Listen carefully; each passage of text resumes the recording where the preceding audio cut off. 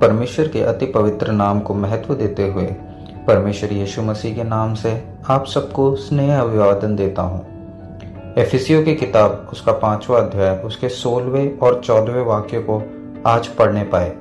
पहले 16वां वाक्य, और अवसर को बहुमूल्य समझो क्योंकि दिन बुरे हैं। 14वें वाक्य में हम पढ़ते हैं, इस कारण वह कहता है, हे सोने वाले जाग और मुर्दों में से जी उठ, तो मसीह की ज्योति तुझ पर चमकेगी। अनुग्रहित इन भागों में से दिन बुरे हैं, इसलिए जी उठो। इन विषयों में हम आज मनन करें। परमेश्वर का वचन पढ़कर समझ सकते हैं कि कई लोगों की आत्मिक नींद उनके विनाश और असफलता के कारण बने हैं। परमेश्वर की आज्ञा को ना मानकर निनेव ना जाकर तरशीश को गया योना जहाज के निचले भाग यानी सामान रखने वाले भाग के वहां जाकर सो रहा था। भाड़ा देकर यात्रा कर रहे योना यात्रियों की श्रेणी में न रहकर सामान रखे हुए जगह पर जाकर सो रहा था। तभी वहां स्वर्ग का परमेश्वर यहोवा, जिसने जल स्थल दोनों को बनाया, उसको ना जानने वाले लोग डर कर अपने अपने देवताओं की दुहाई देने लगे। समुद्र में उठी आंधी से बचने के लिए प्रार्थना करने के समय में सब सुध-बुध खोए परमेश्वर का प्रवाचक योना सो रहा था। अगर योना कुछ क्षण उठकर अपनी गलती की परमेश्वर से माफी के तौर पर प्रार्थना याचना करता तो शायद वे मछली के पेट में न जाता।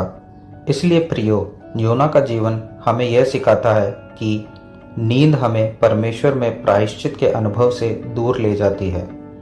मत्ती रचित सुसमाचार उसका 25वें अध्याय उसका पहले से लेकर 13वें वाक्य तक हम पढ़ते हैं, दूल्हे का इंतजार करने वाली 10 कुंवारियां दूल्हे के आने में देर हुई तो वे सब ऊँघने लगी और सो गई। यह उनके जीवन की सबसे बड़ी हार बन गई। परमेश्वर का वचन हमें बताता है, सोने की वजह से शिमशोन ने अपनी दैविक शक्तियों को खो दिया। कनान राजा के सेनापति सिसरा की गहरी नींद ही एक साधारण स्त्री के द्वारा उसकी मृत्यु का कारण बनी। ऐसा हम न्यायियों की किताब उसके 4थे अध्याय के 17 से लेकर 23 के वाक्य में देखते हैं। हमारे विरुद्ध खड़ा हुआ शैतान गरजने वाले सींग की नाई इस खोज में रहता है कि किसको फाड़ खाए। प्रेरित पतरस हमसे कहता है, विनम्र बनो और जागते रहो। यशाया भविष्यवक्ता की किताब उसके 52वें अध्याय के पहले वाक्य में हम देखते हैं, सियोन जाग जाग, अपना बल धारण कर। सभा से प्रकाशित वाक्य उसका 3रा अध्याय उसके 2 भाग में कहते हैं, जागृत रह और उन वस्तुओं को जो बाकी रह गई हैं, परमेश्वर के आने का समय निकट होने के कारण जीवन पाए हुए हम अतिक्रमण द्वारा पाप के द्वारा हमारे बीच पड़े हुए मृतकों की तरह सोए ना रहे। दर्शन प्राप्त करके मृतकों के बीच में से जी उठने के लिए आपातकालीन अवस्था में तत्पर रहने के लिए हम तैयार रहें। किस लिए हम उठे? भजन हमें ऐसे बताता है, जागृत रहे और उन वस्तुओं को जो बाकी रह गई है।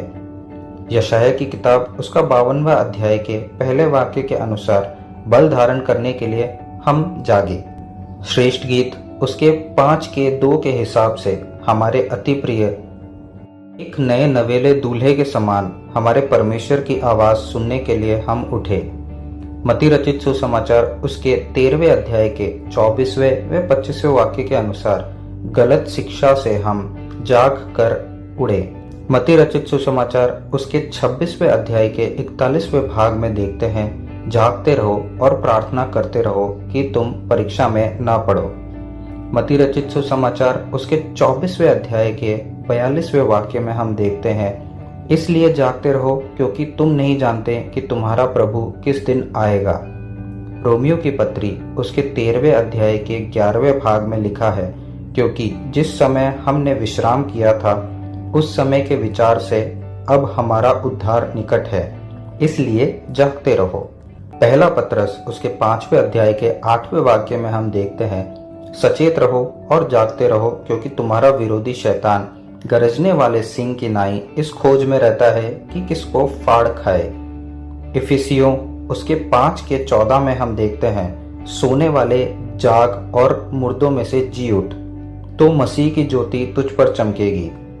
प्रियो, प्रभु के वचन से हमने सीखा, जब लोग सो रहे थे तो उसका बैरी आकर गेहूं के बीच जंगली बीज बोकर चला गया।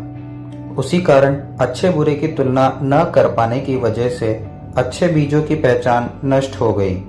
इसी कारण आज सुबह हम जागे, नम्रता में 100 गुना भर जाए। इस दुष्ट काल में भी उठे, जागृत रहे और प्रार्थना करते रहे। इसके लिए परमेश्वर हमारी सहायता करे। आपका दिन शुभ हो।